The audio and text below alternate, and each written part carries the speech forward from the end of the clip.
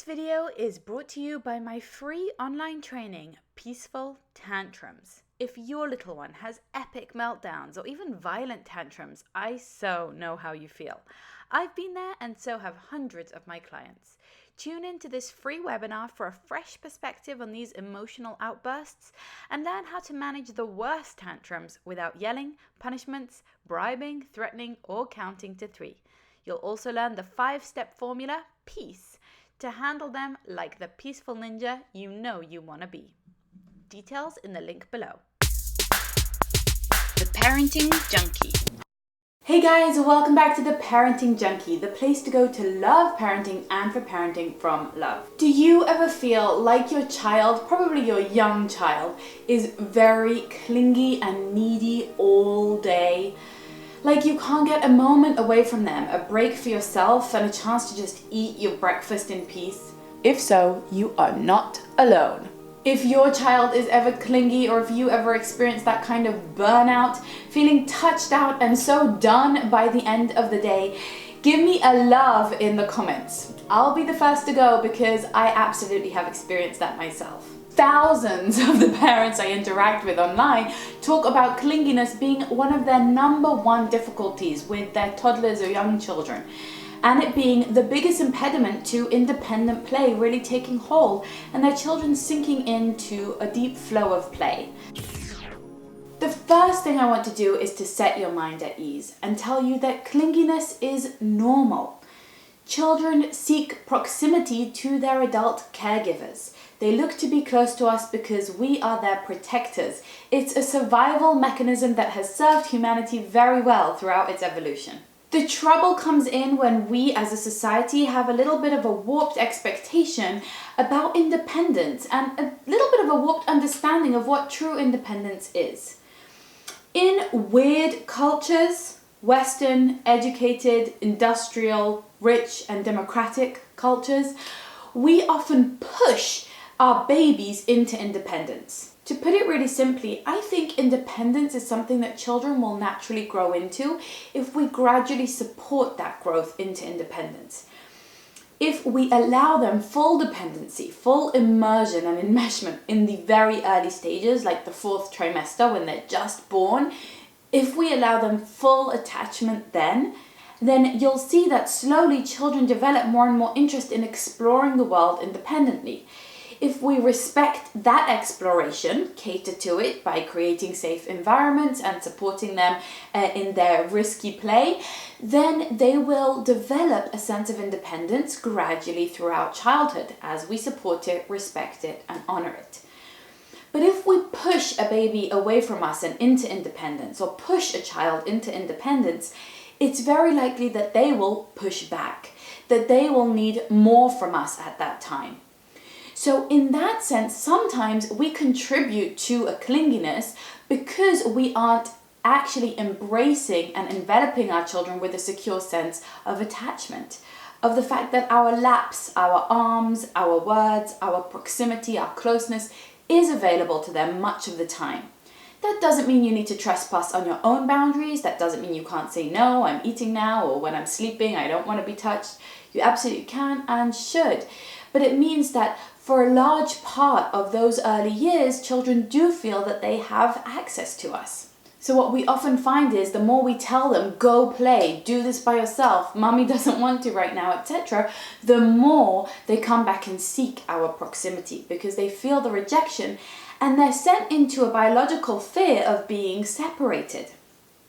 Instead, we want them to feel so securely attached, so securely safe in the fact that we are there, that they can go off and explore the world safely without worrying that we will abandon them or they'll be neglected. Now these are big words and they're scary and they sound more dramatic than perhaps it is, but the point is just really understanding that push and pull. If a child is pulling away from us, we want to let them go while still providing a secure base for them to come back to. Any of you with toddlers has hopefully seen this in action, where your child wants to explore, they run off, they go a little bit further than they were comfortable with, and they quickly look back to see, is mommy still there? Am I still safe? And once they've seen you and you've established that kind of eye contact, like, hi, I see you, they're safe again to go off and explore in the world. And that's the type of dynamic we want to continue to feed as the children grow. So I do believe that if babies develop a secure attachment from birth, they are likely to be less clingy. And I also believe that if we support them through the stages of development, especially through the exploration stage, then they're also likely to develop less clinginess. But having said all of that, seeking our proximity, being close to us, needing us, is something that's very normal, especially in those early years. Very normal. And it's important not to label it as clingy, because we then put a negative spin on it, thinking that it's not normal, or that it's too much, or that we can't handle it, that there's something wrong with our child, why can't they be more independent? Instead, when we embrace their closeness and allow them that closeness, it's likely that they will fill their cups up, feel safe in the world, and then feel stronger to be able to go out and explore and do things on their own. Another reason for clinginess is if a child is going through any sort of stress, as all children do. So you'll find increased clinginess when children are going through big developmental stages, when they're combating new skills, when they're going through a transition, such as a new school or a new baby in the home, when they're going through fears and anxieties like having nightmares or night terrors, or when they're mastering a new skill like potty training. These types of big changes in their lives will lead them to seek closeness with us, and that's a good thing. We want to be that secure base for them. I like to think of it as kind of being a home base, almost as if we were stationary and they can go out and come back whenever they want.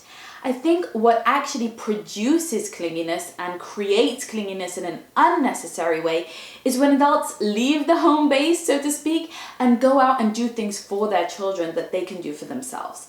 So if you are going and entertaining them, going and playing for them, fixing their problems, clearing obstacles from their way, stopping their frustrations and quickly soothing their big tears all of the time, then you might be teaching them that they need you at every single step of the day and that they can't overcome things themselves. If instead you see yourself as the kind of stationary safety base that they can come back to if it's absolutely necessary, and sure, you'll come and help them if they need it, but that you're not following them around and you're not creating that kind of dependency that is actually unnecessary and doesn't support their independence. So for example, a child who can go and get themselves a glass of water might be just used to the fact that you go and get it for them.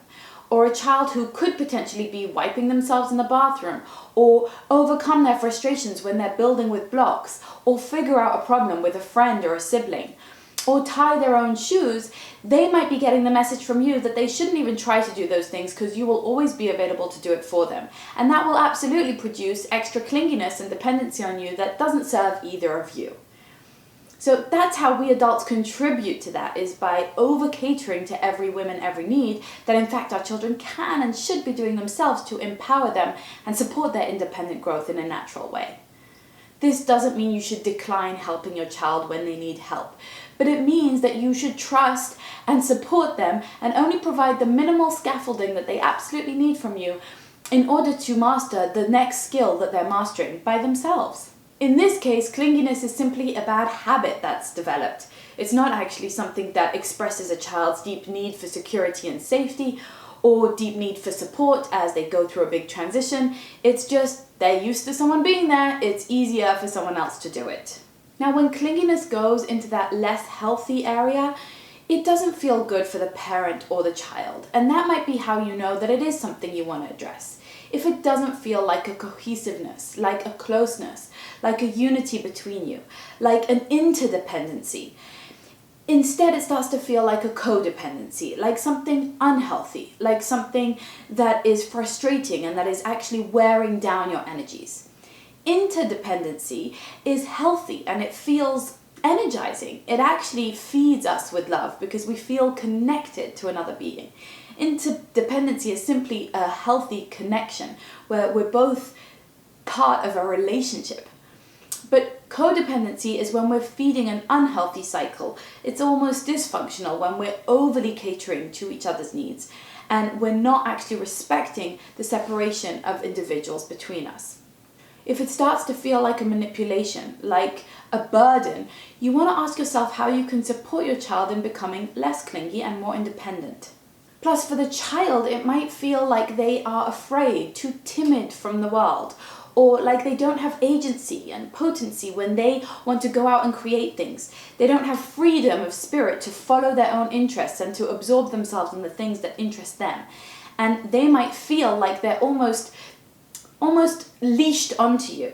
Like they don't have the ability to stand on their own 2 feet. And that doesn't feel good to anyone. Not to mention the fact that the adult in our current culture, you and me, we're the only adults around, right? It's unlikely that there are many other people raising these children with us. Maybe a partner, maybe a nanny. But it's too much for us. So that kind of level of clinginess can really start to burden us. And it can lead to a sense that we hate parenting or that we hate our child, and a sense of depression and defeatism. When a child constantly needs attention and holding, the adult can really feel stifled. And then of course we often resort to screens because a clingy child won't give us a break and we don't know how to get a moment to ourselves, and this is one reliable thing that can keep them busy, which often actually increases their dependency.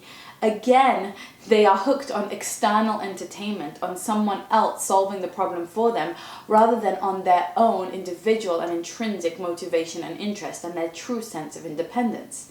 For more on this, you can watch my video entitled Slow Parenting and the Importance of Boredom. This is why we have to proactively go out and support our children's quest, and all children are on this quest, for intrinsic, self-driven independence. Instead of just brushing our children off and telling them just go play, we need to create and craft an environment, a schedule, a lifestyle and a rhythm that really supports that type of independence. An atmosphere that induces independent play. So first of all, our children's love cups must be full. They must sense that secure base of attachment from us, that we are the person they can come to and that we do love them unconditionally. They need to be full up with hugs and snuggles and positive vibes. They need to know that we hold their goodness to light and that we love being close to them and want their proximity. They need to know that going off away from us is not dangerous, it doesn't hurt our feelings, and it doesn't hurt them. It's safe, and it is not an expression of how close or distant we are. Plus, that we won't suddenly disappear from them once they leave us, that we are a sound base that they can return to when they need. In order for them to truly feel that, we need to repair any attachment wounds that may have been festering. And for more on that, see my video on how to repair attachment. The next step is to create an environment that really induces play and supports play. And for that, I'd love you to watch my video about the 3 play zones that every child needs. The third step is that we need to become a play coach, I call it. We need to be the adult in the room, the one who knows how to support children as they bump up against frustrations, sibling rivalry, or boredom that will inevitably rise up along the way. We need to learn how to support and inspire play.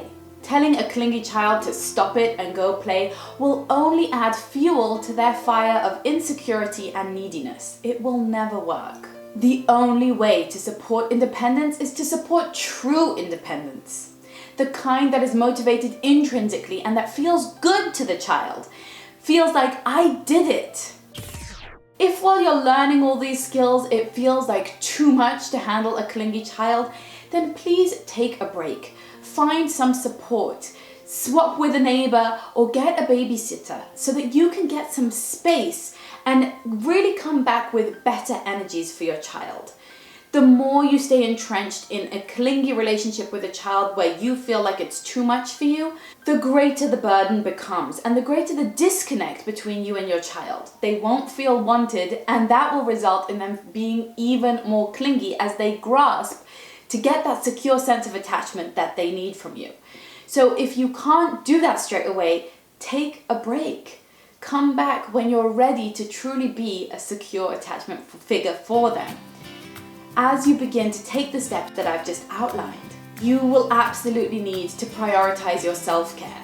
Dr. Laura Markham calls this radical self-care practice, and I want you to develop your radical self-care practice, and for more on that, see my video on 10 steps to self-care.